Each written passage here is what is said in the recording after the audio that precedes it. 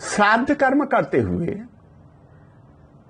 गीता जी के 7वें अध्याय का पाठ करने से किस तरह से पितरों को मुक्ति प्राप्त होती है और श्राद्ध करने वाले को धन की प्राप्ति होती है, यह बात गीता जी के 7वें अध्याय के महात्म्य में बता दी गई है। जो गीता जी के 7वें अध्याय का महात्म्य सुनना चाहते हैं, उन सभी बंधुओं को प्रणाम करते हुए गीता जी के इस 7वें अध्याय के महात्म्य को प्रारंभ में थोड़ा परिवर्तन करके मैं आगे उसी तरह बात बताना चाहता हूं। आप ध्यान से सुने कथा को। पूर्व काल में एक ब्राह्मण पूजा पाठ करता था, काम नहीं चला, दिन प्रतिदिन गरीब होता जा रहा था। सोचा वैश्य का काम कर लूं, व्यापार करने लगा, काम चल पड़ा, खूब धन कमा लिया।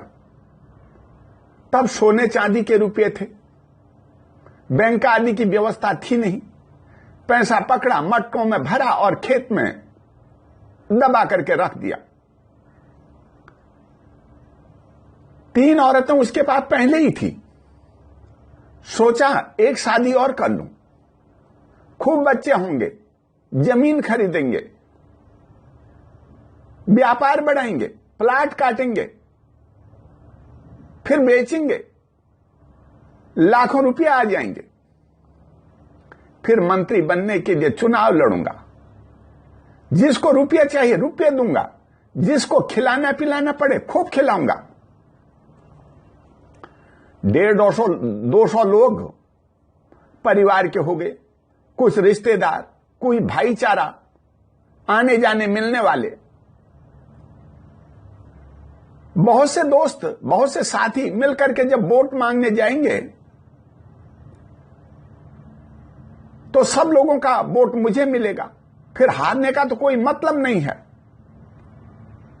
जब वोट मांगने जाएंगे तो इतने लोगों को देखकर जनता अपने आप प्रभावित हो जाएगी। यही सोच करके वो लड़की देखने के लिए चल पड़ा।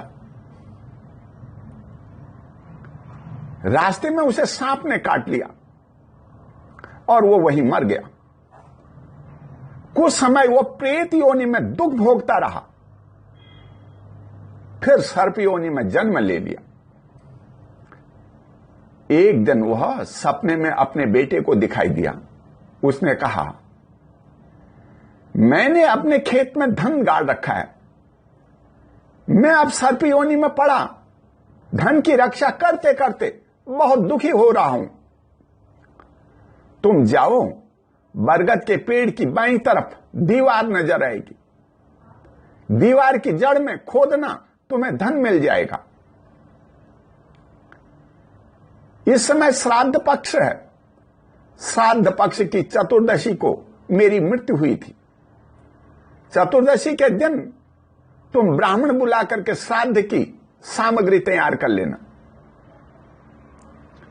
पंडित जी आकर मार्जन, पवित्री धारण, आचमन, विश्वेदेव तथा पितरों के लिए पात्रा साधन करने उपरांत रक्षा दीप जलाएंगे। भूमि सहित विष्णु भगवान का पूजन, कर्म पात्र निर्माण करके पितृ गायत्री का पाठ करेंगे।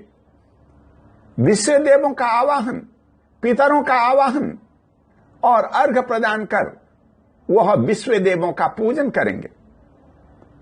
पूजन के समय आचमन और स्नान कराने के लिए जल चाहिए, चढ़ाने के लिए वस्त्र, यज्ञोपवीत, जौ, तिल, गंध, पुष्पमाला, धूप, दीप, नैवेद्य, फल और दक्षिणा चाहिए।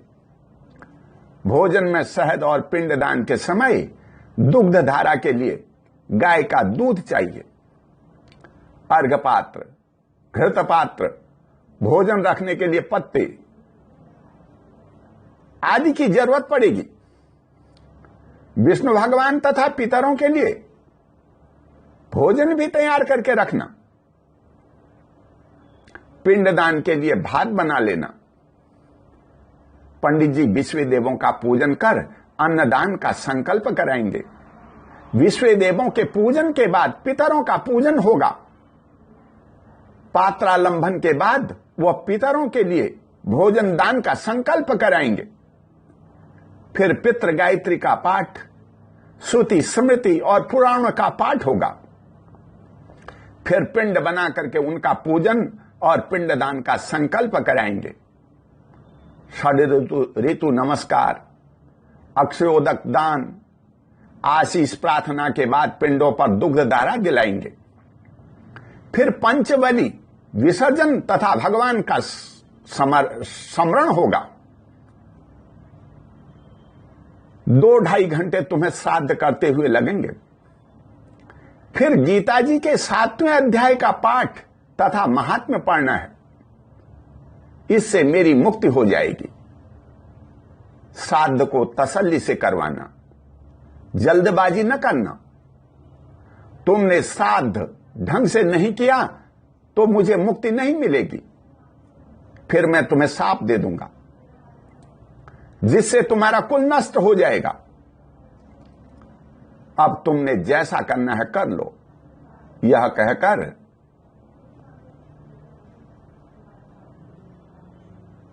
स्वप्न में आए हुए सर्प देवता ओझल हो गए। बेटे ने बहुत सुबह उठ करके इस स्वप्न के बारे में सभी भाइयों को बताया। उनमें से मझला पुत्र कुदाल लेकर के घर से निकला और जहां उसके पिता सर्प योनि धारण करके रहते थे उस स्थान पर गया। उसने बताई हुई जगह पर खोदना शुरू कर दिया। तब वहां से एक सांप प्रकट हुआ और बोला, ओ मूढ़, तू कौन है? किस लिए आया है? क्यों यहां पर खोद रहा है? किसने तुझे भेजा है? ये सारी बातें मेरे सामने बता। पुत्र बोला, मैं आपका पुत्र हूं, मेरा नाम शिव है। मैं रात्रि में देखे हुए स्वप्न के अनुसार यहां का स्वर्ण लेने के लिए आया हूं। पुत्र की यह वाणी सुनकर के वह सांप हंसता हुआ उच्च स्वर में इस प्रकार स्पष्ट वचन बोला, यदि तू मेरा पुत्र है तो मुझे शीघ्र ही बंधन से मुक्त कर। मैं पूर्व जन्म के गाड़े हुए धन के ही लिए यहां सर्प योनि में उत्पन्न हुआ हूं। पुत्र ने पूछा, पिताजी, आपकी मुक्ति कैसे होगी? इसका उपाय मुझे बतलाइए, क्योंकि मैं इस रात में सब लोगों को छोड़कर आपके पास आया हूं। पिता ने कहा, बेटा, श्राद्ध पक्ष की चतुर्दशी तिथि को श्राद्ध करवाना, फिर गीता जी के 7वें अध्याय का पाठ करवाना, ब्राह्मण को श्रद्धापूर्वक भोजन कराना। इससे निस्संदेह मेरी मुक्ति हो जाएगी। अपनी शक्ति के अनुसार पूर्ण श्रद्धा के साथ वेद विद्या में प्रवीण ब्राह्मणों को ही आमंत्रित करना। सर्प योनि में पड़े हुए पिता के ये वचन सुनकर सभी पुत्रों ने उसकी आज्ञा के अनुसार तथा उससे भी अधिक किया। पिता ने अपने सर्प शरीर को त्याग कर दिव्य देह धारण की और सारा धन पुत्रों के अधीन कर दिया। पिता ने लाखों की संख्या में जो धन कमाया था वो सभी बेटों में बराबर बराबर बांट दिया। उससे वे सदाचारी पुत्र बहुत प्रसन्न हुए। उन सब की बुद्धि धर्म में लग गई। इसलिए उन्होंने इस धन को देव मंदिरों के लिए तथा धर्म कार्य के लिए, पूजा पाठ, श्राद्ध कर्म और भंडारों के लिए उपयोग किया। यज्ञशाला तथा अन्नशाला भी बनवाई। इस पुण्य के कारण वे सभी पुत्र इस लोक में सुख समृद्धि को प्राप्त होकर अंत में विष्णु भगवान के गोलोक धाम को चले गए। ओम शांति।